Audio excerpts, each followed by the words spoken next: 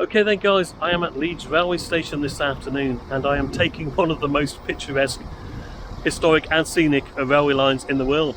It is of course the Settle-Carlisle line, and it's going to take me just shy of 3 hours from Leeds to get to Carlisle.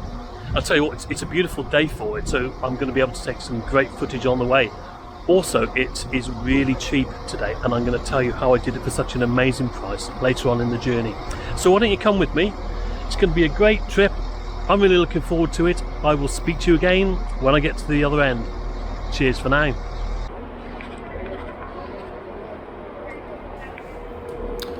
Well, the train was about 20 minutes late getting into Leeds, so I had to wander around the station for a bit.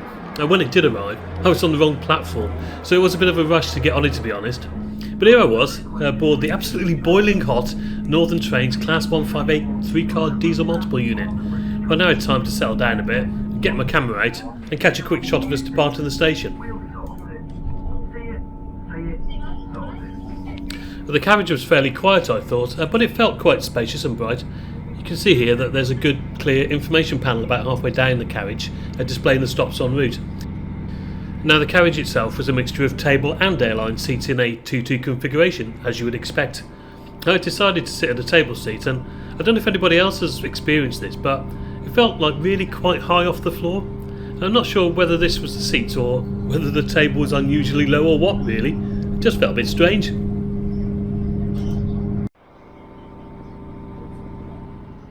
The seats are well padded, as you can see here, though surprisingly they felt a little bit hard. Now most importantly though, they were clean, as was the entire carriage. Absolutely no complaints at all here, really good.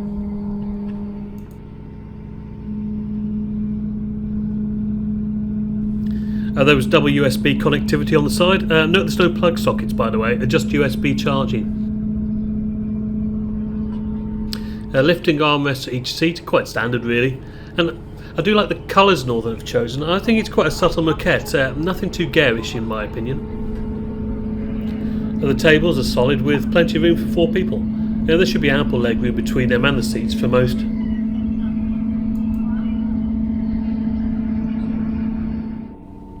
And now before we branch off towards Settle, the train actually follows the Leeds to Morecambe line. And I couldn't help thinking that the fantastic scenery and railway architecture had already begun really. Now as we approached Hellifield station, look at the length of the original platforms here and the fantastic restored platform canopies.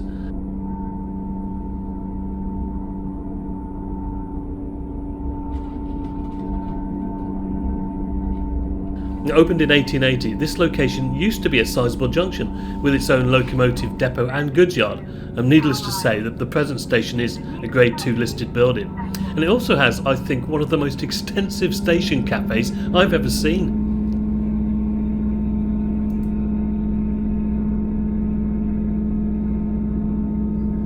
And again, as we leave, you can really get a sense of how large this station was in days gone by.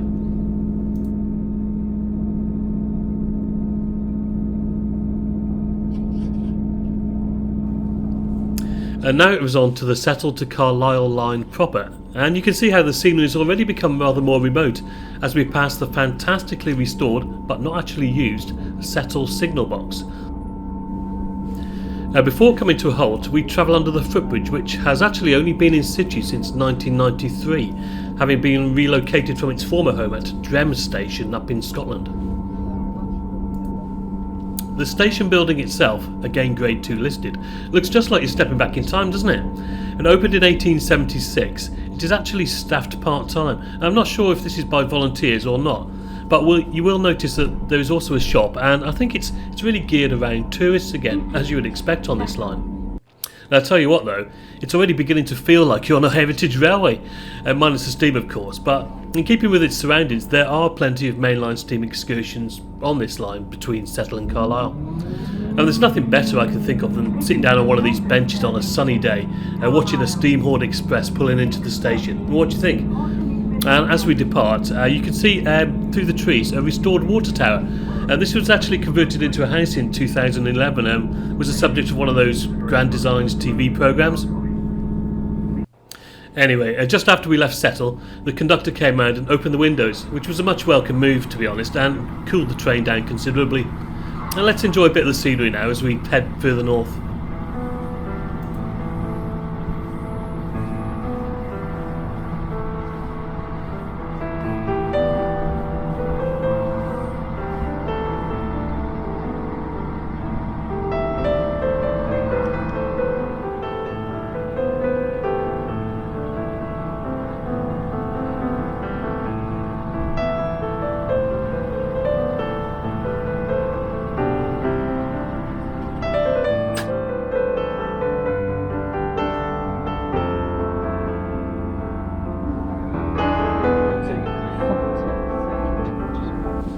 Horton in Ribblesdale is our next station stop, built in 1876. Another beautifully restored building, isn't it? Though it is unstaffed, and on the day of this journey it was very quiet, I thought.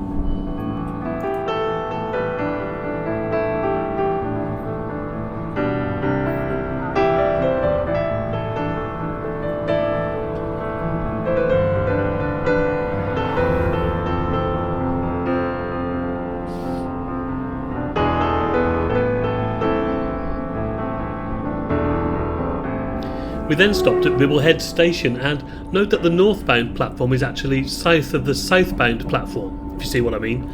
This is because the original northbound platform was demolished in 1970 following the station's closure, and was only reinstated in 1993, 7 years after it had reopened. Now, as we leave, we pass the station building on our right, which is very similar to the previous one at Horton in Ribblesdale in my opinion.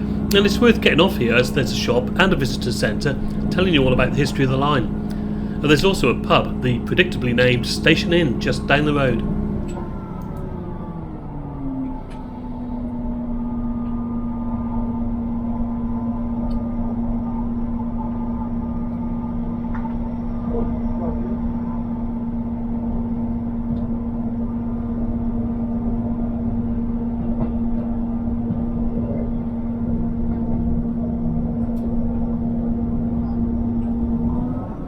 And now, let's enjoy in its absolute entirety the crossing of the spectacular Ribblehead Viaduct, probably the most famous landmark on the line, and we'll take in some views as we progress further north.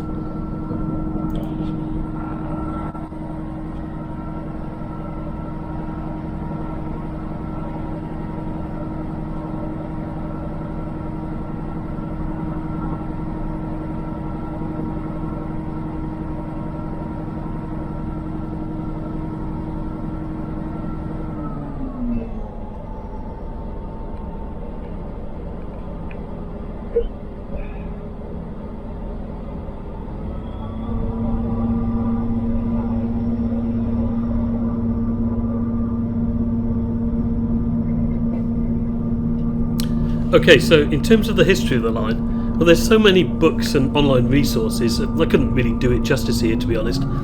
Briefly though, it was built by over 6,000 navvies and opened in 1875. It's 117 kilometres of track, traversed some of the remotest parts of England, from the Yorkshire Dales up to the Northern Pennines. And it required the construction of 14 tunnels and 22 viaducts. Now, a lot of the stations you will see en route were closed and then subsequently restored and reopened following the line's reprieve from closure in the 1980s. And it's seen a steady increase in passenger numbers ever since, and needless to say, a lot of these are tourists.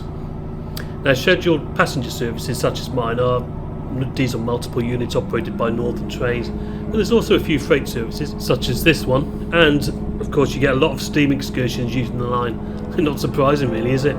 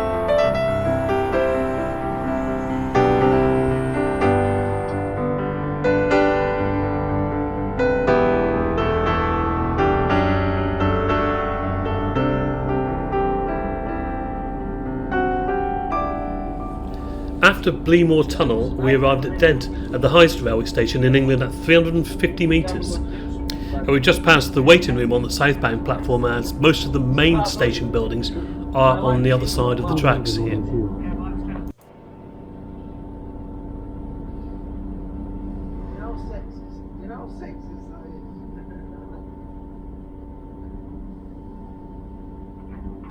Shortly after Dent, we came to Garsdale, and have a look at the pretty neat drinking fountain built into the wall of the waiting room here.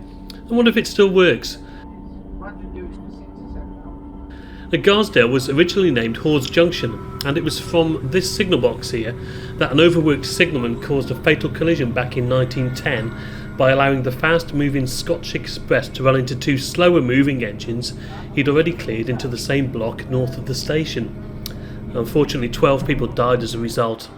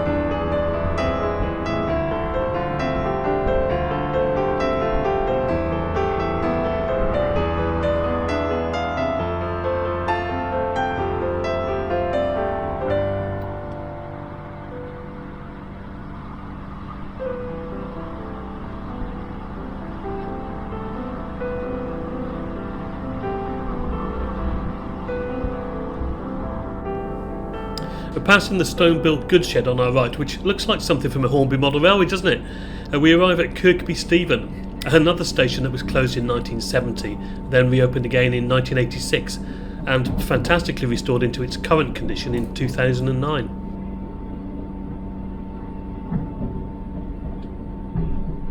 And it also has another footbridge that came from somewhere else, this one being relocated from Guiseley in the 1990s.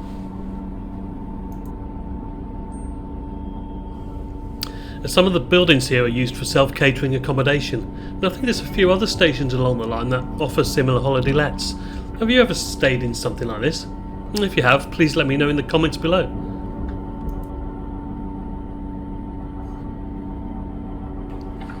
Right, so there's a couple of things I need to tell you about the train. And first, there was a trolley service on board, where you can get the usual tea, coffee, snacks, that kind of stuff. Everything you need really for a journey of this length. That's definitely a major plus point for me. Second, Wi-Fi is available and it works. I reckon it's fairly remote out here, so you can't always rely on getting a decent mobile signal. Okay, you're not going to be able to stream video content or anything like that, but most pages loaded up okay, as well as Twitter, and I found it really useful for reading up on the various places and sites along the line too.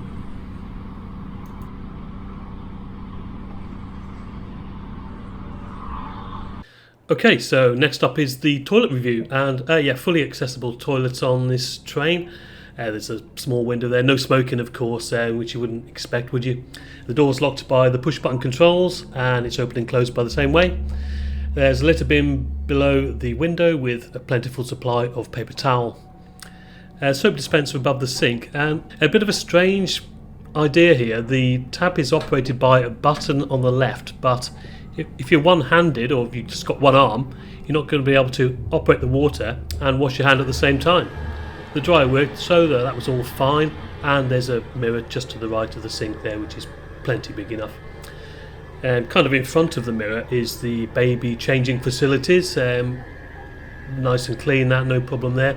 I did have a look, but yet again there were no babies on offer to be changed on this particular occasion. Good call button there in case you need the help of the train conductor, and some toilet tissue there. The flush button is just behind you if you're sitting on the toilet. All in all, nice and clean, no problems at all with the toilet on this train. So on to Appleby now, and first we pass the restored water tank and water crane to the south of the station. And you can't miss the name of the station here, can you?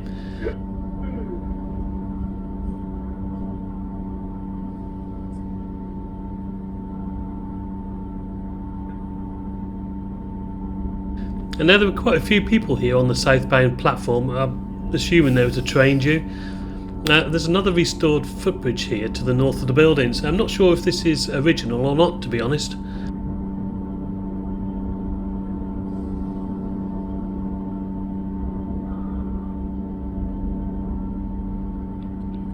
And now we pass another model railway-esque and operational signal box, which I presume used to control access to the old Eden Valley branch over to Barnard Castle.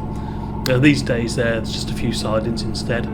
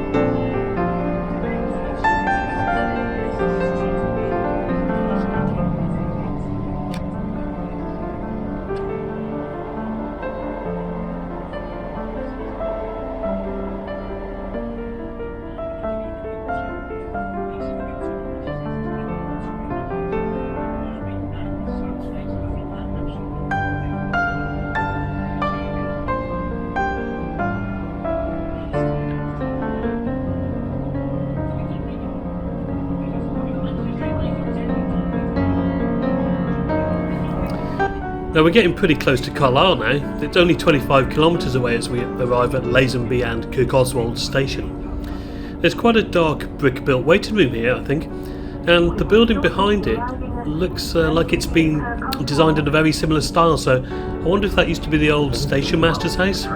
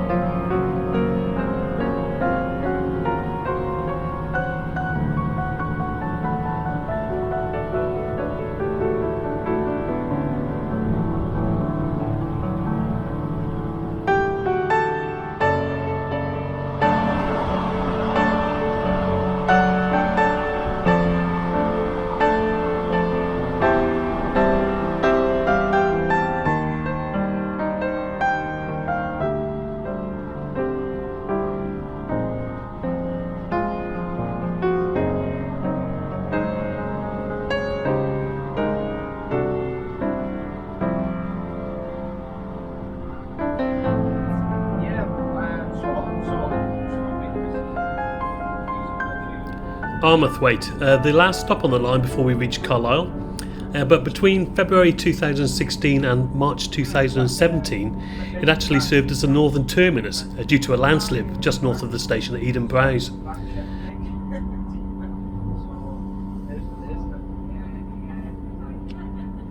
Now, what do you think of the signal box here? It's actually been refurbished and painted in the original colours of the Midland Railway. It's fantastic, isn't it?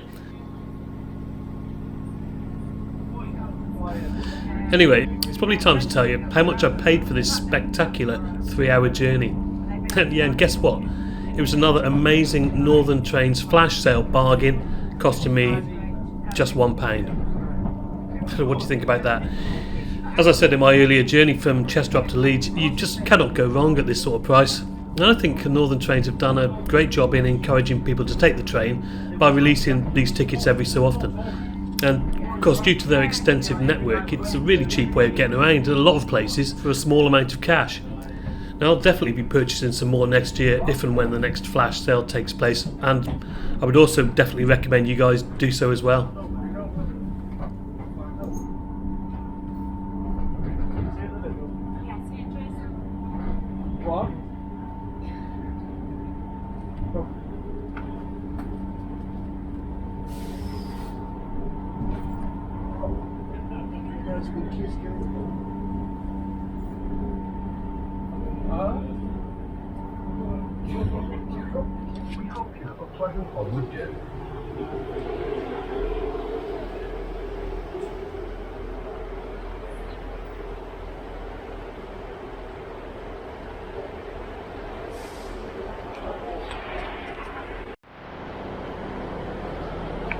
Wow, the settle-carlisle Railway, I'll tell you what guys, it did not disappoint.